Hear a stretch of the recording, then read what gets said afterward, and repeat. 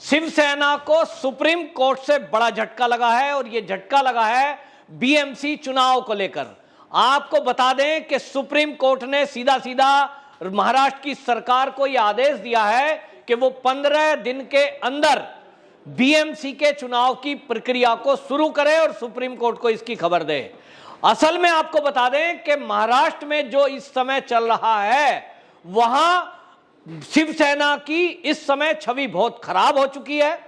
जिस तरह के दो मंत्री उनके जेल के अंदर बंद हैं, जिस तरह से संजय राउत जी की पत्नी का अभी कुछ दिनों पहले खुलासा हुआ था एक प्रॉपर्टी को लेकर के, जिस तरह से मुंबई बम ब्लास्ट के दोषियों से वहां के मंत्री ने जमीन की खरीद फरोख्त की और इसमें शिवसेना के सांसद गवली का भी नाम आया कि वहां भी कुछ भ्रष्टाचार हुआ है।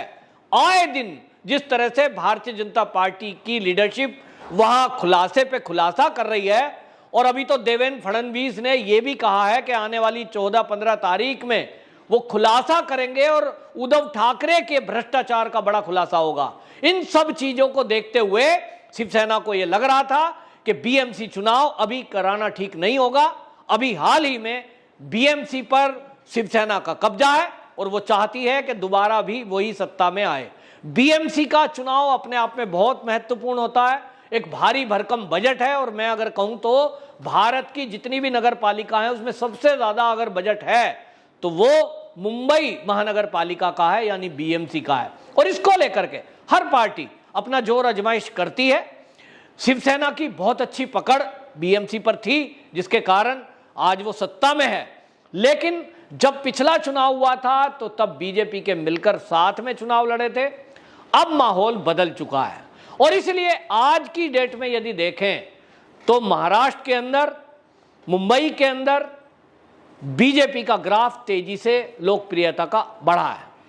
जो राजनीतिक विश्लेषक महाराष्ट्र को कवर करते हैं उनका कहना यह है बीएमसी का चुनाव कराओ या विधानसभा का, वहां पर भारतीय जनता पार्टी की ही सत्ता आएगी।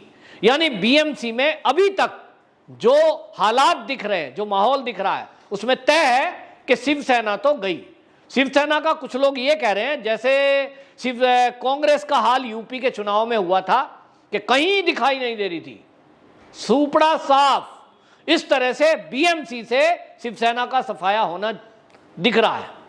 यहां थोड़ा बहुत जो अभी असर है वो एनसीपी का दिख रहा है, क्योंकि आप देखेंगे एनसीपी चाहे पीछे से सारा कुछ खेल कर रही हो महाराष्ट्र सरकार में, लेकिन फ्रंट पे नहीं है। और फ्रंट में किसको बदनामी मिल रही है? शिवसेना को। चाहे अभी लाउड स्पीकर का मुद्दा हमने देखा, हनुमान चालीसा का मामला देखा, किसने कहा नवनीत राणा पर राष्ट्रद्रोह केस लगाई है? इसको किसका निर्णय था?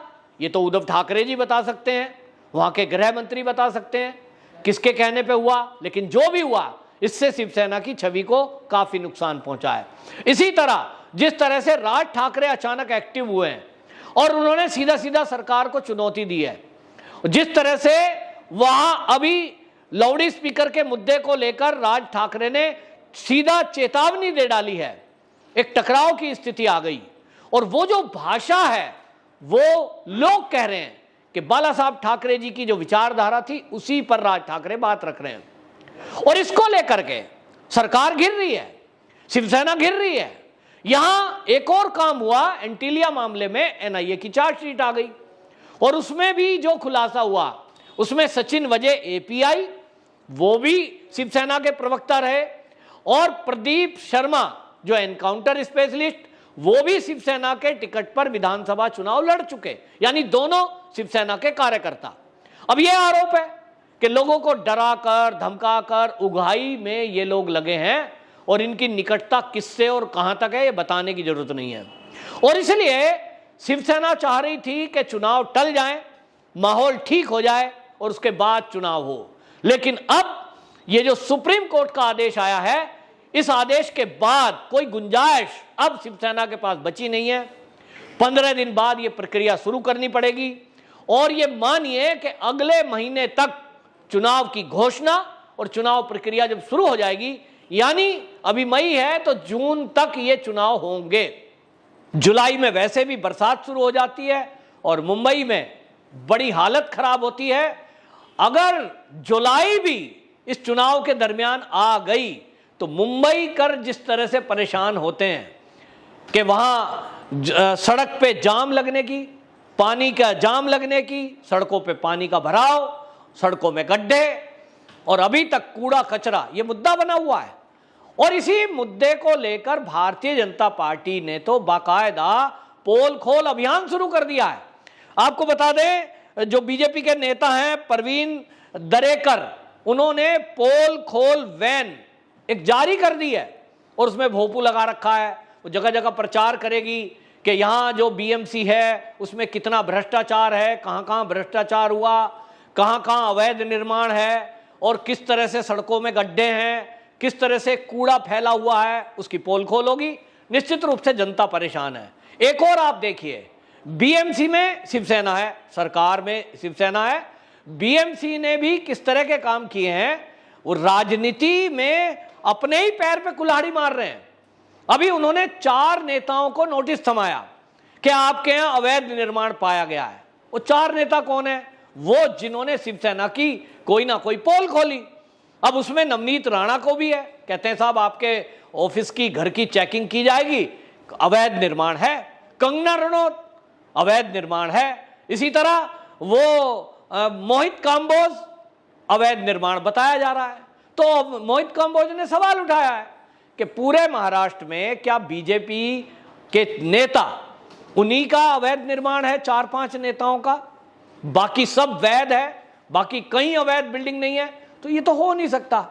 सवाल उठाया बीएमसी पर, और बीएमसी ऐसे टाइम पर ये निर्णय ले रहा है, उनको लग रहा था चुनाव तो होगा ही नहीं, अभी तो चुनाव बाद में होगा, कराएंगे कभी अगले साल, तब तक हम अपना माहौल ठीक कर लेंगे। लेकिन इस सुप्रीम कोर्ट के निर्णय से अब शिवसेना जो बीएमसी में है उनकी तो जमीन निकल गई पैरों के नीचे से, क्योंकि उनको लग गया कि अब अचानक से इस खराब माहौल में, उनके विपरीत माहौल में चुनाव कराना पड़ेगा और निश्चित रूप से वो आने वापसी है नहीं। तो ये बहुत बड़ा एक हुआ है। और आपको बता दें, ये सब जो हो रहा है इसी को समय को देखते हुए, सुप्रीम कोर्ट के आदेश को देखते हुए, ये आप क्या सोच रहे हैं कि राज ठाकरे ने अचानक से कोई उनका हिंदुत्व जागा है, अचानक से उनको हनुमान चालीसा याद आ गया है? ऐसा नहीं है। राजनीति है और इस राजनीति में राज ठाकरे मौके की तलाश में थे। बीएमसी इलेक्शन आ रहा है, ऐसा सूत्र बता रहे हैं कि वो बीजेपी के साथ मिलकर इलेक्शन लड़ सकते हैं। यानी शिवसेना का जो कोर वोटर है उसको भी किधर ट्रांसफर करना है, बीजेपी की रणनीति है कि उसके तहत वो हिंदूवादी मामले को लेकर राज ठाकरे की तरफ वो शिफ्ट हो सकते हैं। और बीजेपी का अपना परंपरागत वोटर है, और जिस तरह के काम केंद्र ने और अन्य जहां बीजेपी की सरकार है, खासतौर पे उत्तर प्रदेश का जिक्र राज ठाकरे भी करते हैं कि जिस तरह से योगी जी के शासन में धार्मिक स्थलों से लाउड स्पीकर अवैध रूप से जो लगे थे वो उतारे गए। ये अपने आप में एक उदाहरण है। जिसको दंगे का प्रदेश बताया जाता था, वहां एक भी दंगा नहीं हुआ ईद के मौके पर। जहां कांग्रेस की सरकार है वहां दंगा फसाद हुआ। यह उदाहरण है। और इसलिए यह पक्का है कि यह बहुत बड़ा झटका लगा है शिवसेना को, और बीएमसी के चुनाव में वापसी अब देखेंगे आप कि बीजेपी आएगी। अब इसीलिए मौके की तलाश में एमएनएस थी, और एमएनएस ने ये मुद्दा हालांकि आप देखिए कैप्चर किया है। अब इस मामले में शिवसेना को लग रहा है कि यदि उन्होंने राज ठाकरे के विरुद्ध कोई कार्रवाई की तो कहीं इसका नुकसान शिवसेना को ही होगा, और इसीलिए वो गैर जमानती धाराओं में कोई एफआईआर नहीं हुई, जमानती धाराओं में हुई। और अभी आक्रामक रुख शिवसेना का वैसा एमएनएस राज ठाकरे के साथ नहीं है, उसके मतलब उनके खिलाफ ऐसा एक्शन नहीं ले रहे हैं जैसा नवनीत राणा के खिलाफ लिया, क्योंकि बहुत फजीयत इस मामले में पहले ही शिवसेना सरकार की, उद्धव सरकार की हो चुकी है। बहरहाल सुप्रीम कोर्ट के आदेश के बाद अब लोगों का इंतजार खत्म हुआ। बीएमसी के इलेक्शन अब होंगे, और आप देखेंगे कि इस बीएमसी इलेक्शन के पहले अब एनसीपी क्या करेगी, और कांग्रेस तो वहां कहीं पहले से ही नहीं है। बीजेपी केवल शिवसेना का आधार बचा था, जो अब उसको पता लगेगा कि उन्होंने सत्ता में रहकर जिस तरह से तुष्टीकरण किया, जिस तरह से बीजेपी से अलग होकर उन्होंने बयानबाजी जो की है उससे बहुत लोग चिढ़े कि एक तो 15 साल वो साथ में रहे, अब अलग हो गए तो बीजेपी को गाली गलौज करना शुरू कर दिया है। तो ये क्यों? और इसलिए अब जनता इंतजार कर रही है उस दिन का जब बीएमसी के चुनाव होंगे और लोग अपने गुस्से का इजहार ईवीएम के जरिए करेंगे। वंदे मातरम।